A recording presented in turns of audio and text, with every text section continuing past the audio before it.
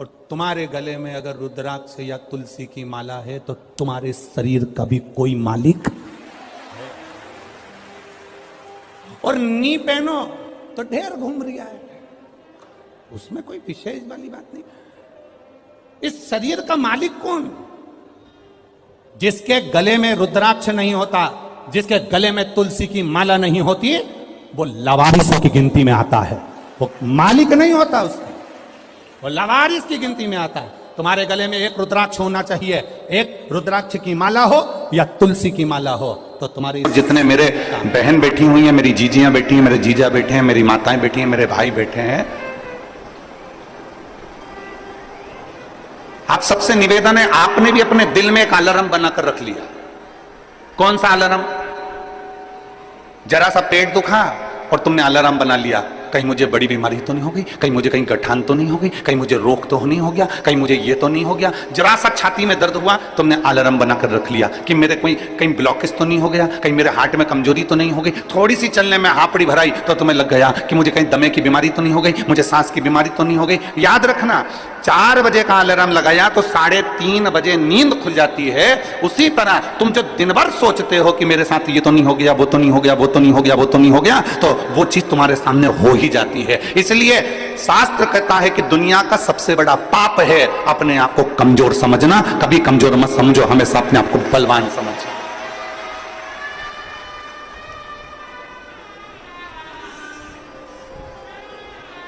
पेट दुखा, तुरंत तुमने सोच लिया कि कोई मेरे पेट में तकलीफ हो गई। छाती दुखी, मेरे को तकलीफ हो गई। सिर दुखा, मेरे को तकलीफ हो गई। आंखों में प्रॉब्लम हो गई, हो सकता है प्रकृति है, चलता रहता है, कभी अच्छा आता है, कभी बुरा आता है। कोई जरूरी नहीं है कि सारे रोग तुमको ही हो जाएंगे, सारी बीमारी तुमको ही हो जाएगी, पर तुमने सोच लिया।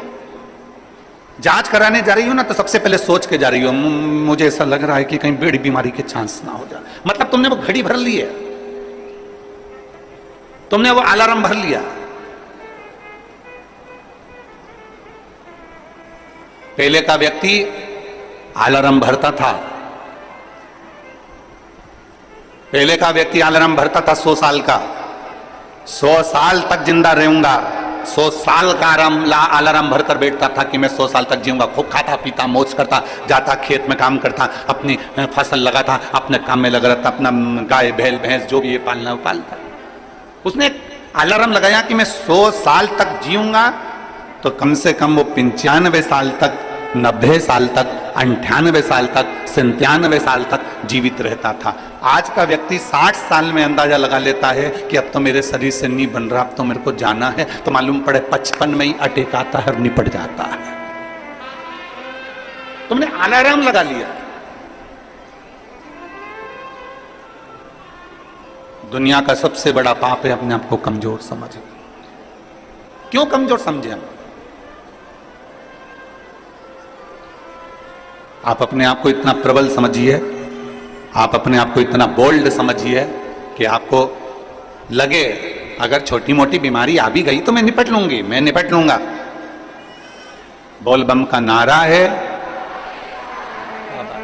आ गई अगर थोड़ी बहुत तकलीफ आई, थोड़ी बहुत अगर कष्ट आया तो है बाबा बेटा, मेहनत करेंगे, परिश्रम करेंगे, देखा जाएगा। और शंभु शरणे मांगू घड़ी रे घड़ी, दुख काटो दया करीने दर्शन आपो। शंभु शरणे पड़ी मांगू घड़ी रे घड़ी, दुख काटो दया करीने दर्शन। आप कमजोर क्यों समझे? आप हिम्मत क्यों हारे? कई माताएं कह देती है हमने 1 बार पशुपतिनाथ का व्रत करा, हमने 2 बार पशुपतिनाथ का व्रत करा, हमने 3 बार पशुपतिनाथ का व्रत करा और हमने, हमारी बाबा नहीं सुन रहा। आपने हिम्मत हार ली, आप अपने आप को हिम्मत हार गए। एक पत्र है,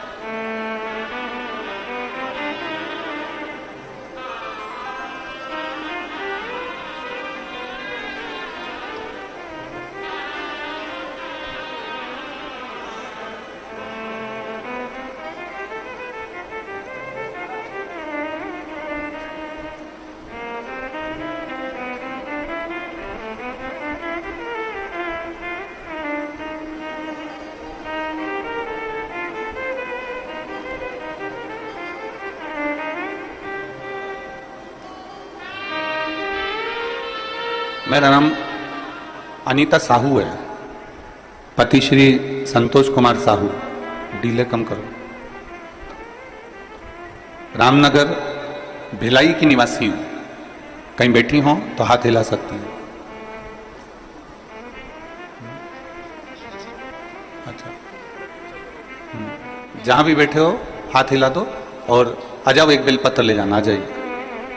मेरा नाम अनीता साहू है, पति श्री संतोष कुमार साहू है, रामनगर भिलाई। मोबाइल नंबर मेरा ये है। एक लोटे जल का मैं क्या वर्णन करूं। 2023 मई में अचानक से स्वास्थ्य खराब हो गई। 10 दिन तक मैंने खाना नहीं खाया। सेक्टर नंबर 2 हॉस्पिटल में भर्ती थी। सोनोग्राफी MRI में पता चला कि लीवर में 9 mm का एक गठान और कैंसर हो गया। गठान होती ना गुरुजी तो दुख नहीं होता, पर साथ में कैंसर हो गया। उसके बाद मेरे पति ने सारे हॉस्पिटलों में जांच कराया तो मालूम पड़ा कि वो कैंसर की बीमारी है और ज्यादा ही तकलीफ है, ज्यादा समय के जीवित नहीं है। शिव जी पे मेरे पति ने जल चढ़ाना प्रारंभ करा, जल लाकर मुझे पिलाना चालू करा, बेलपत्र मुझे देना चालू करा।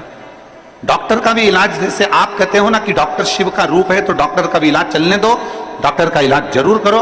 हमने डॉक्टर का भी इलाज करा, डॉक्टर ने दवाइयां दे दी, पर डॉक्टर का कहना था कि इसका ऑपरेशन सफल हो ना हो वो पता नहीं। अब करें तो करें क्या। डॉक्टर कहते हैं कि अब तो उस ईश्वर पर भरोसा। मेरे पति ने भी आपकी कथा पर भरोसा करा और मैंने भी आपकी कथा पर भरोसा करा। सीहोर गए, रुद्राक्ष लाए, उस रुद्राक्ष को तांबे के कलश में गलाते, उस पानी को शिव जी को चढ़ाकर पीना चालू करा। करते करते 1 महीना पूरा हो गया। 1 महीने के बाद जब हम डॉक्टर को दिखाने के लिए गए तो जो 9 mm की कैंसर की गांठ थी वो 5 mm की हो गई थी। गुरुदेव, जब 5 mm की गांठ हो गई तो डॉक्टर ने भी पूछा कि तुमको कौन सी दवाई लग रही है। हमने डॉक्टर से कहा हम बेलपत्र खा रहे हैं, रुद्राक्ष का जल पी रहे हैं। डॉक्टर ने दवाइयां फिर दी और फिर वापिस हमने वही जल को पीना प्रारंभ करा। जो डॉक्टर कह रहे थे कि तुम्हारा कैंसर बड़ा विचित्र है लीवर पर, तो जब विचार करा तब वापिस उसको पीना चालू करा और बाबा की कृपा से आज सारी दवाइयां बंद है, केवल बेलपत्री और रुद्राक्ष का जल पीती हूं और डॉक्टर ने सब दवाइयां बंद कर दी। मेरा शरीर ठीक है और मेरा कैंसर समाप्त हो। मैं शिव को प्रणाम करती हूं। लाइन अच्छी लिखी आप और हम सब गुनगुनाते हैं। शंभु शरणे मांगू घड़ी रे, दुख काटो दया करीन दर्शन आपको। एक विश्वास शिव के प्रति जागृत हो।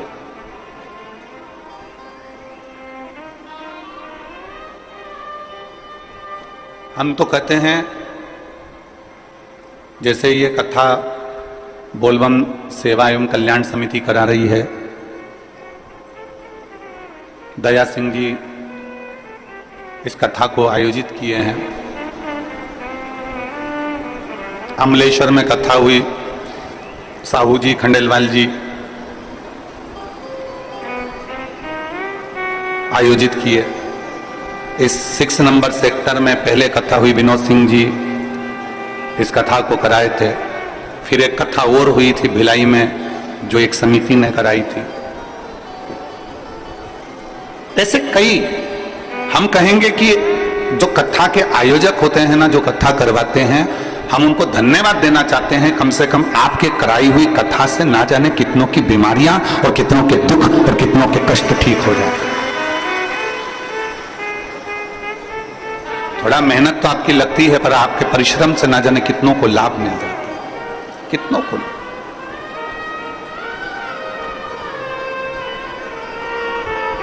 शिव तत्व की प्राप्ति है। शिव महापुराण की कथा, भगवान ओगरदानी की कथा, भगवान शंकर की कथा। हिम्मत ना हारे।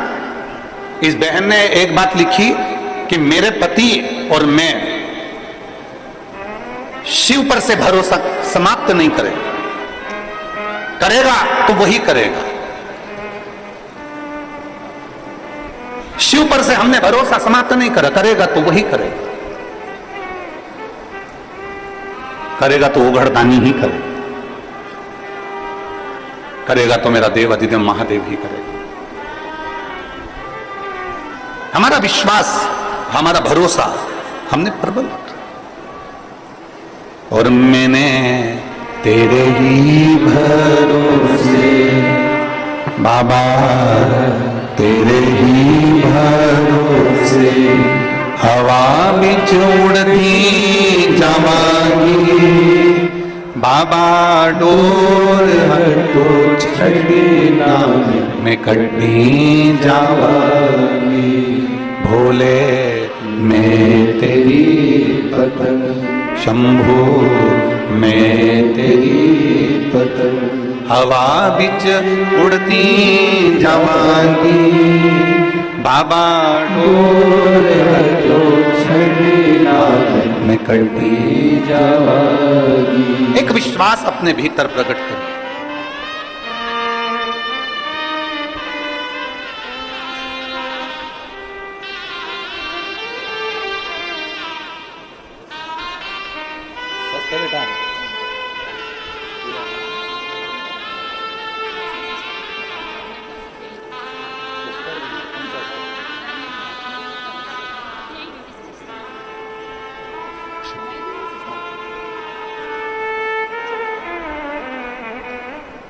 हॉस्पिटल में सिस्टर भी हैं, कह रही हैं कि बाबा ने मेरे को इतना अच्छा कर दिया कि अब मैं वापस हॉस्पिटल में काम करने लगी और मैं स्वस्थ हूं। यह शिव तत्व है। अर्चिला तो कौन अतिथि आए उनका लिख के ला दीजिए। ये शिव तत्व है, ये ओघड़ी है, ये शंभु है, त्रिकालदर्शी है। हमारे भीतर एक विश्वास को हमें पैदा करना है, हमारे भीतर एक भरोसे को हमें दृढ़ करना है, एक विश्वास को दृढ़ करना। फिर निवेदन है, दुनिया का सबसे बड़ा पाप है अपने आप को कमजोर समझना। पार्वती मैया जब बाल्यावस्था की थी तब साधना में माता पार्वती जी डूबी रही। सप्तऋषियों ने जाकर समझाया माता पार्वती जी को कि शिव तुम्हें नहीं मिल सकते, भगवान शंकर तुम्हें नहीं मिल सकते।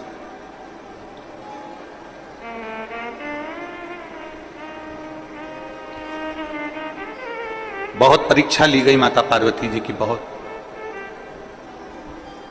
और पार्वती जी की बारंबार परीक्षा ली गई, बार बार परीक्षा ली गई, बार बार परीक्षा ली गई, पर माता पार्वती जी हिम्मत नहीं आ रही। पार्वती जी खुद को कमजोर नहीं समझी, उनको मालूम था कि अगर मैं शंकर को जप रही हूं, मैं शिव को भज रही हूं, मैं भगवान शंकर का गुणगान कर रही हूं, मैं शिव तत्व को जान रही हूं, तो ये पार्वती जी के मन में एक भाव उत्पन्न हो गया था कि मुझे शिव मिलेंगे जरूर, मुझे ओगरदानी मिलेगा, मुझे मेरा महादेव मिलेगा।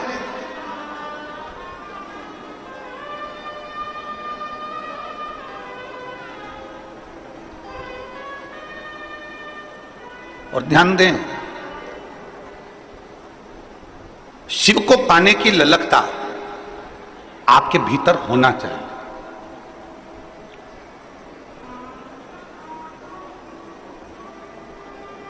हम फिर निवेदन करेंगे कि अपने भीतर एक ऐसा तत्व, अपने भीतर ऐसा समर्पण, अपने भीतर भगवान की अविरल भक्ति को अपने भीतर ऐसा समाहित कर लो कि एक ना एक दिन ऐसा आए कि मेरा शिव तुम्हारे सम्मुख में आकर खड़ा हो जाए और तुम्हारे को दर्शन देकर जाए। इतना अपने आप में बल उत्पन्न करो।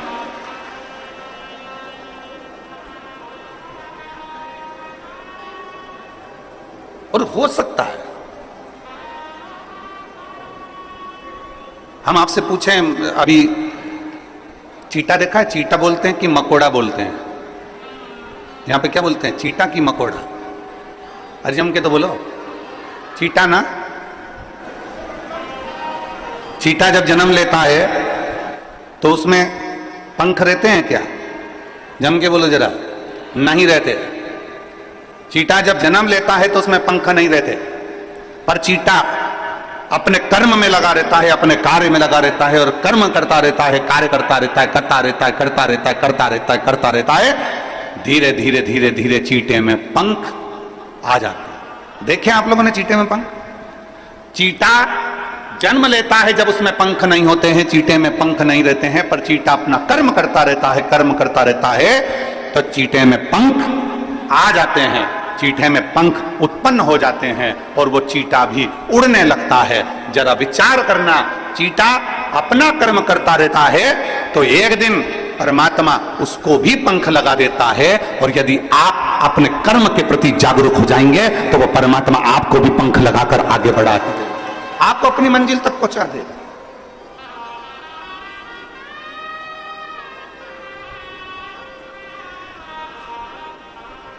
चींटे में पंख नहीं होते, पर धीरे धीरे वो कर्म करता गया, कर्म करता गया, करता गया और उसमें पंख लग गए। कर्म करता गया और उसमें पंख आ गए, वो उड़ने लगा, वो आगे बढ़ने लगा। आप अपना कर्म करिए, जिस कर्म में आप लगे हुए हो प्रबलता से उसमें लगे रहिए, उसमें लगे। जिस कर्म को आप करना चाहते हो उसको कर्म को आप प्रबलता से करते रहिए। एक दिन मेरा परमात्मा भी आपको उड़ान देगा, एक दिन मेरा परमात्मा, मेरा भोलेनाथ भी आपको उन्नति की सीढ़ी पर चढ़ा देगा। आप कर्म के प्रति जागरूक तो रहो। आप कर्म के प्रति जागरूक नहीं और सोचें कि हम बहुत कुछ कर लें, हम बहुत ऊंचे उठ जाएं, हम बहुत आगे बढ़ जाएं, तो शिव महापुराण की कथा कहती है कर्म प्रधान है, आपका कर्म पहले करना है। श्रीमद् भगवत कहती है, श्रीमद् भगवत गीता कहती है, श्रीमद् भागवत कहती है, रामचरितमानस कहती है, विष्णु पुराण कहती है, गर्ग संहिता कहती है, स्कंद पुराण कहती है, नर्मदा पुराण कहती है, लिंग पुराण कहती है। ऐसी कोई पुराण नहीं जो कर्म की प्रधानता नहीं बताती। प्रत्येक पुराण कर्म प्रधान है और प्रत्येक पुराण कहती है कि आप अपने कर्म में जागरूक रहिए, आप अपने कर्म में प्रबलता बनाकर रखिए।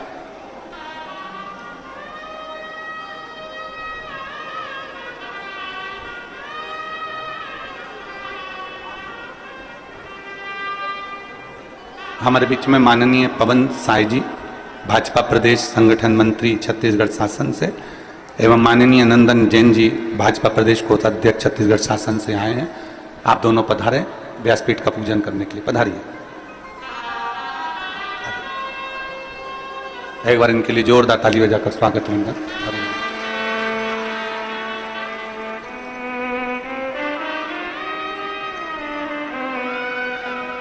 एक चींटे में भी पंख आ सकते हैं, बस उसमें कर्म की लगनता होना चाहिए।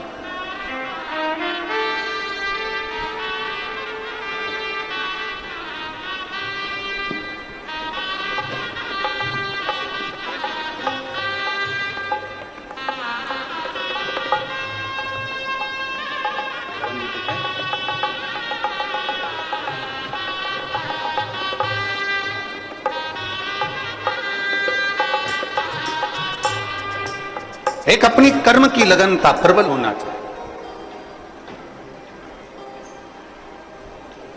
और जब हमारे कर्म की लगनता प्रबल होगी तो हम अग्रण्यता की ओर बढ़ेंगे।